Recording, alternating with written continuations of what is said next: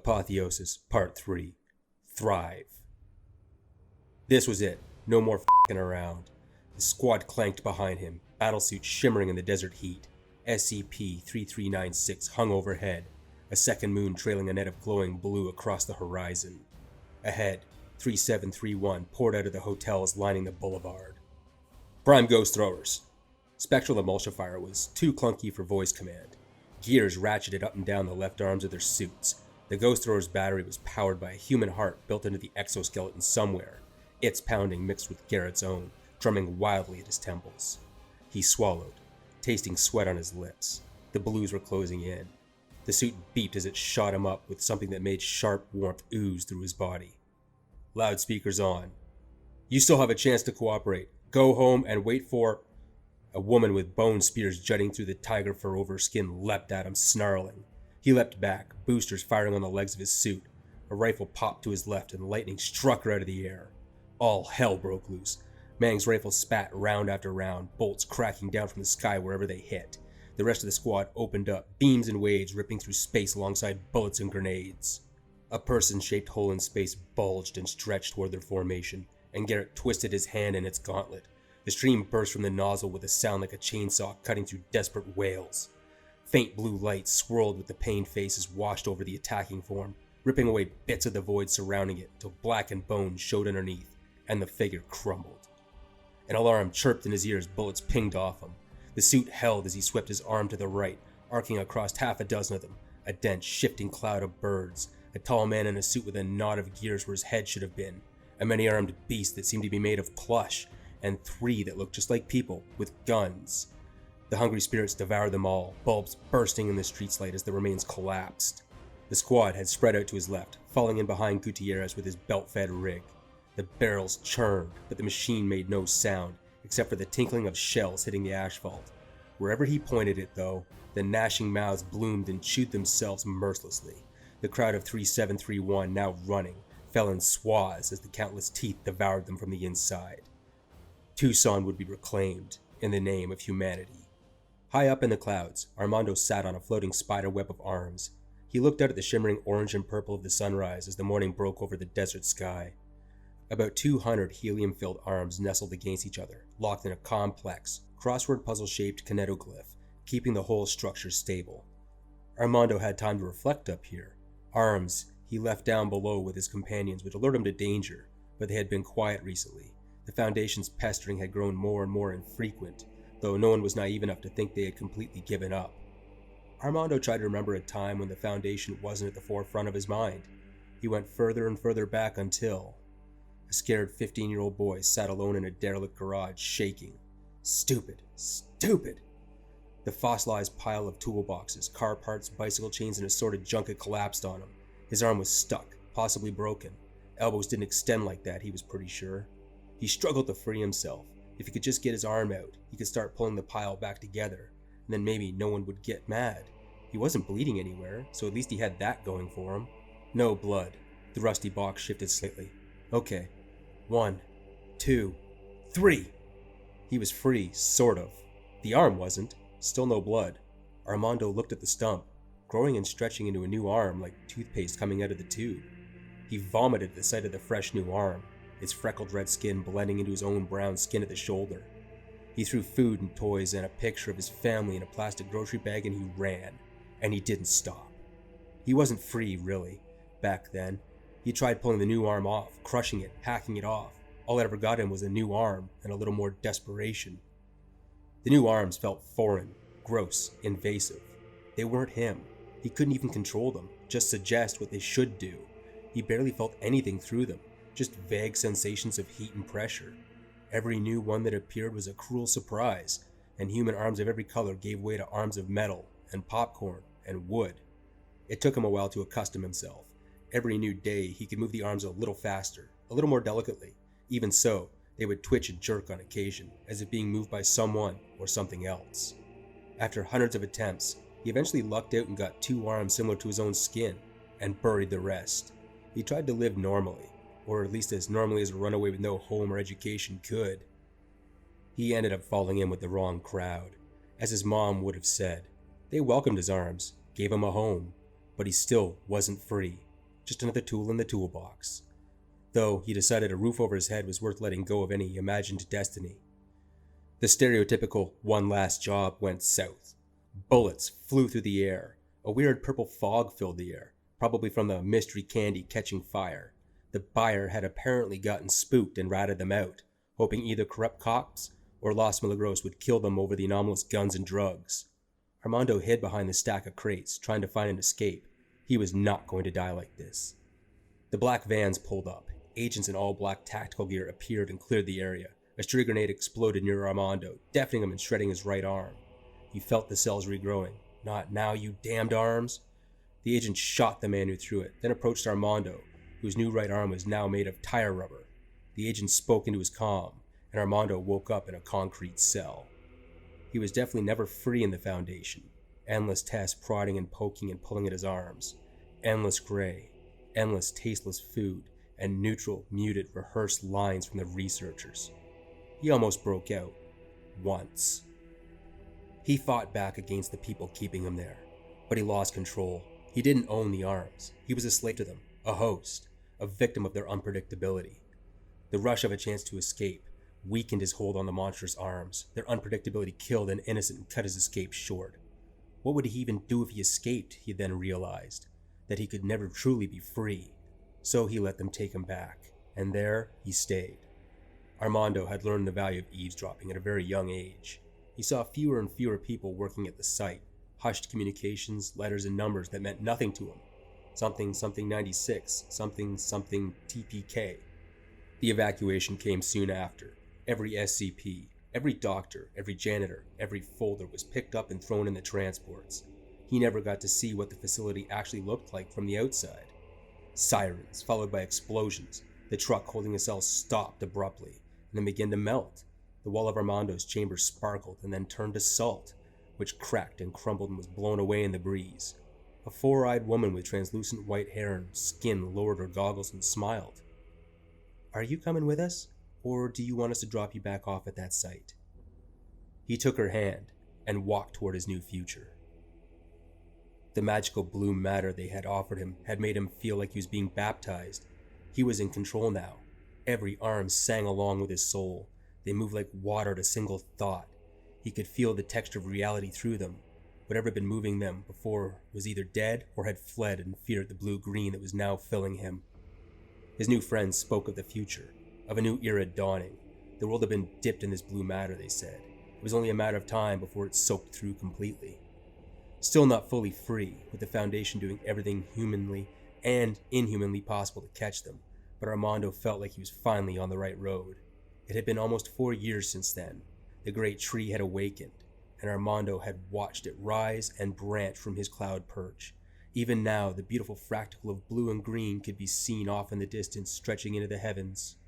He exhaled and closed his eyes, feeling the breeze envelop him. Look at me, world. And for the first time in his life, Armando felt like he was truly, undeniably, free. It was calling them home. It was calling them to thrive.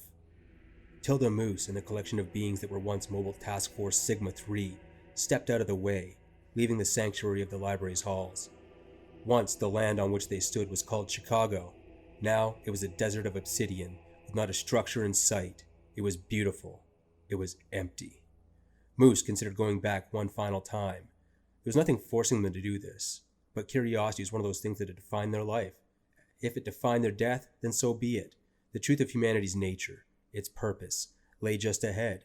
Moose could no more turn back than a drowned man could refuse air.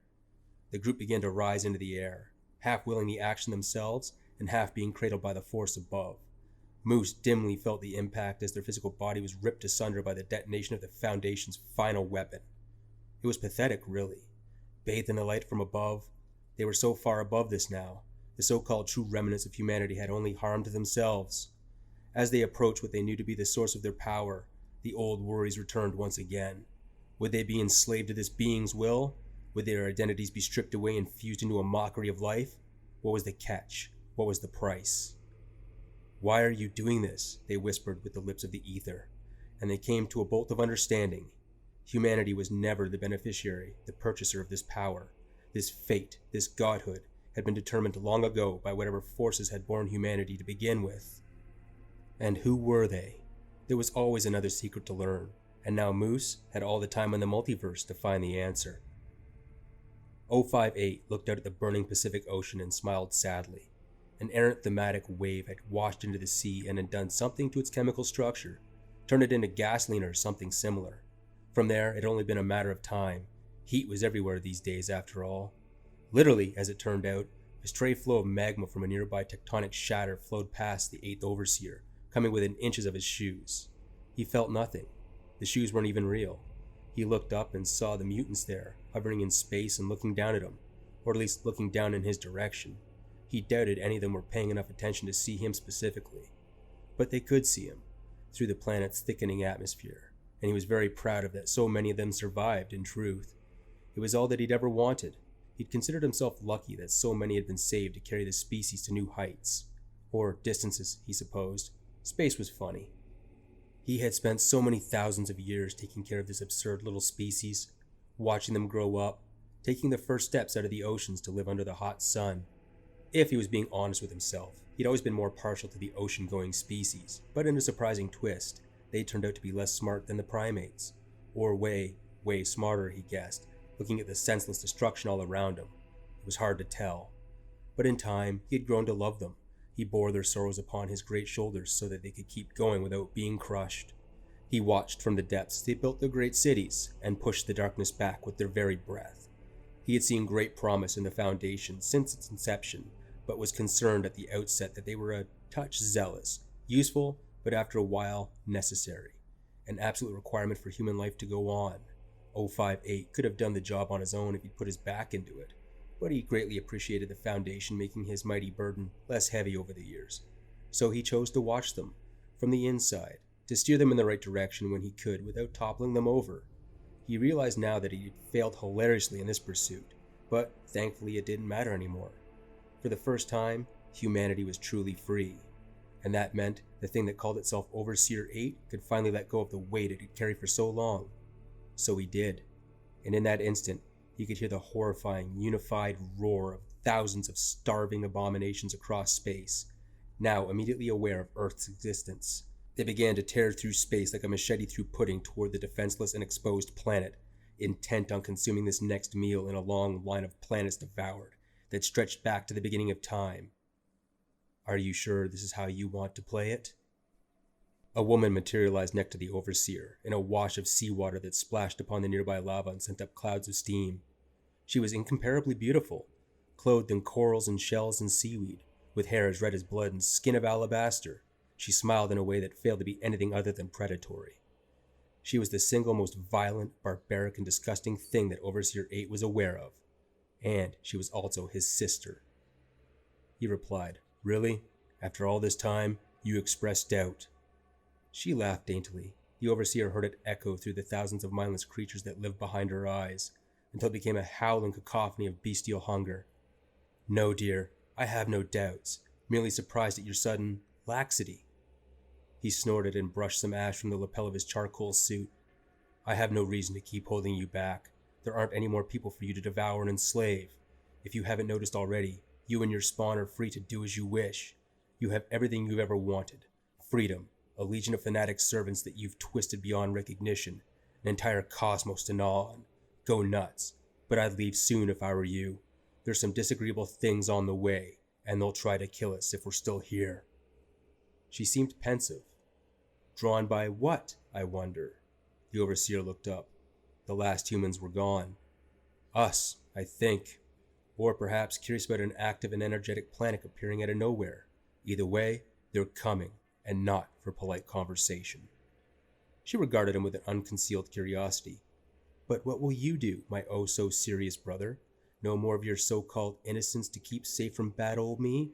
No more Foundation to prop up your shoulders? Are you going to guard the rocks now? You're doing a terrible job. I think most of them are on fire." He smiled and began to gather his essence around him. "I might actually. What's left of them anyhow? What purpose do I have now? I've been defined by death and pain and sacrifice for my entire existence. I spent millions of years trying to stop you from munching on the life that gave us our very reason to exist." I am the sorrow of all humanity. I am their pain, their endurance, and their memory, their mind and honor, the one who stopped them from being animals, who watched them and taught them, administered to their better nature while keeping them out of the things that wanted to eat them. Our elder brother in his wisdom had decided that their time had finally come. They don't need me anymore, and they don't need you either, if they ever did. They're beyond us now. What am I going to do, my dear? I'm going to do what I've always done. I'm going to endure. I will shoulder a burden most heavy. The overseer pulled from the air a colossal anchor, as long as he was tall, covered in rust and barnacles, and twisting in nearby space with its sheer cosmic mass, the sum total weight of all of humanity's pains, sadness and anguish, and determination to exist through it all, the burden they had left behind. It entered real space with a subtle boom that extinguished every fire in a 100-mile radius. He hefted the great weapon and laid it across his shoulder, where it had always belonged. He looked to the stars, where the ignoble predators from the far reaches of reality shrieked down toward them. Will you join me? The woman, the hunger, the lust, ferocity, and rage of what had been mankind grinned wide, showing teeth that had been bitten through continents and ages long since past. This once, brother? I will. Let us teach them how to fear. And then she disappeared, an ocean of pale flesh rotting and shrieking, made of corpses of thousands of years of the planet's most furious dead, exploded from beneath the bedrock of North America. The avalanche of wrathful corruption ground its tendrils into the bones of the earth and yawned its many maws, reaching upward toward the sky in a desperate need of violence that gave it its heart. The man who was not the Foundation's 8th overseer armored himself in plates of the purest stone, hewn from the agony and valor of Earth's most sacred and worthy dead. He gathered what remained of the planet's oceans around him and rose, the last night, at the eternal guardian and soul of humanity, ascended to fill his oath. And together, they waged their final war. 051 strode out of the ruins of his bunker, his face a mask of rage and grief. They had protected humanity for so long. Humanity was imperfect, it was chaotic, and it was the only thing he'd ever loved. And now he was finally alone. A truth that had been figurative for over 2,000 years was now literal. The irony was bile in his throat. He stared at the new blue star and let out a roar of frustration. He poured every sacrifice, every tragedy, every Montauk, and every victory into his voice. When he fell silent, little of him remained. I'd do it all again. All of it. 1,000 times over. Even if I knew I would still fail. He straightened up and began to pace. I see you in the sky, rising to a final betrayal with a being that is nothing more than a mockery of true life. You abandon everything your ancestors have built, everything we have shed blood to protect. I know this is the end. I can feel life itself leaving this world. But you had stood with us rather than against us. We could have won. We could have endured as we've always endured, survived the way we always survived. But you were seduced by power. You may have become gods, but that is something less than human, not more. The present isn't worth the loss of the future and the past. 051 stopped and turned to face someone who wasn't there. Hello, Fritz. Did no one ever teach you it's rude to interrupt a soliloquy? Nobody said nothing. You always stood with us, but when I needed your guidance more than ever, you were gone. Why? Nobody still said nothing. We'll both be dead soon. Just tell me why. For the sake of everyone we've sacrificed on the altar of our ideals, tell me why you abandoned them. Joseph, it wasn't the greater good anymore. Neither being spoke again. The wanderer had ended his journey, and nobody was never no one. In low Earth orbit, an entity was still, watching with its many steel eyes. It glinted in the light of the faraway sun. Spires of dull, towering metal drifted in a cosmic wind, each with a glowing orange core, each the size of a small city. The constructs contained enough power to vaporize star systems. With one thought, the entity of the center of this grand iron cathedral could gaze upon light years of space and reduce them to a hot slurry of base particles. Its cannons, reactors, generators, armor, and power were infinite in the truest sense of the word. It was a disparate network of machines floated in the void, orbiting around one locus. Nestled at the heart of this assembly of endlessly destructive engines was the form of a human woman, small and unimpressive, an afterthought, kept only out of a sense of vague respect for what the entity used to be. A nostalgic figurine, skin of pure elemental iron, the entity's favorite. A gentle fiery glow could be seen in the plates, a hint of a furnace at its heart. The small figure looked at its own hands and wondered. It was still known to itself as Monica. She more or less had lost her humanity completely. She was no longer a person and she knew it. Either that or the definition of humanity had changed forever. She kept her name and the memories of what she used to be. Her knowledge was as close to complete as it could have been, after devouring and integrating most of what used to be the internet and the secure databases of the erstwhile United States, but she found herself incapable of forgetting. And she didn't want to. There were others near her, the survivors who had ascended alongside her, who she had led to absolution. There was the thing once called itself Dozer. He and his engineers, who had always been fast friends, had elected to encase themselves in stone and fuse, becoming one mind. Now they formed a monolithic citadel of beautiful white and black statuary, with miles of carvings of people and houses and plants of bygone civilizations, which moved within the halls and spires as they drifted through the solar breeze with a life of their own.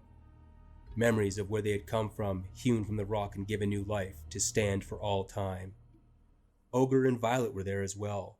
On their last day before leaving Earth, they had married and wove their essences together. Now they existed as a great menagerie of plants and animals across dozens of floating islands, with their own pockets of breathable air and gravity, and looked upon the lives they had saved with pride and affection, determined to find a place where Earth's treasured creatures could live anew. And then there was Norman. He was nameless now, a moon-sized mass of flesh swathed in a sea of luminous and rich blue-green water. A great leviathan shapes could be seen moving under the waves of its surface, creatures of Norman's own design which had taken on a strange and alien existence of their own. His mind unreeled for light years in all directions, hunting for minds to discover and learn, relentless in his quest for learning and enlightenment. And there were many thousands of others, each with shapes incredible and unique, every one an expression of a human mind let loose from the constraints of mere possibility.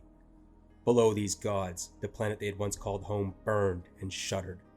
Little life remained in the wake of the destruction that the Foundation had wrought. In their desire to remain the only true humans, they had cracked the continents with their bombs and boiled the seas in technological rage. The energies whirled, and all the while the blue simply existed, uncaring and unmoving in the face of all their wrath. The tree had grown until it was no longer a tree, became a sprawling ecosystem of its own, a huge network of glowing aquamarine tendrils that had sprouted and overtaken most of the western United States. And once the world began to burn, it left. It ascended into the sky, a massive aggregate of interwoven strands that glowed, indifferent to the suffering and destruction. It blossomed and writhed languidly in orbit of the ones that it had changed, reacting to nothing, simultaneously comforting and terrifying. Monica never had great love for the Foundation, but now understood what purpose they had served. They had chained back the thousands of humanity's unseen and immortal foes. They had been the bedrock upon which civilization rested. For so long, they had been the salvation itself, and she knew it was likely that without them, she would not exist. She supposed it was fitting then, that they had decided to die upon it, finally being rendered obsolete. Humanity no longer needed them. And in their rage and their loss of purpose, they had chosen to self-immolate rather than go on. Before the end, she had spoken with some of them. She had become too powerful to threaten by that time, and wanted them to see reason. Surely eternity was worth letting go of some outdated principles and prejudices. Surely definition of what was anomalous no longer mattered. They could come to see that it was senseless to prolong such a futile struggle. But they spat in her face and chose fire instead. They would rather normalcy be absolute than live one more day sharing a planet with such unclean and aberrant monsters. And so Monica saved who chose to leave, and left them to their blaze of glory. For all intents and purposes, they had been humanity itself, but that no longer meant what it used to. The future was so much larger than a ball of rock ruined by those that chose to burn eternity to salvage the past. Out there was possibility, potential. The far bounds of reality failed to care that humanity yet existed, that they had come upon the cusp of their apotheosis. But Monica swore she would make them care. They would sear their sign upon the stars themselves.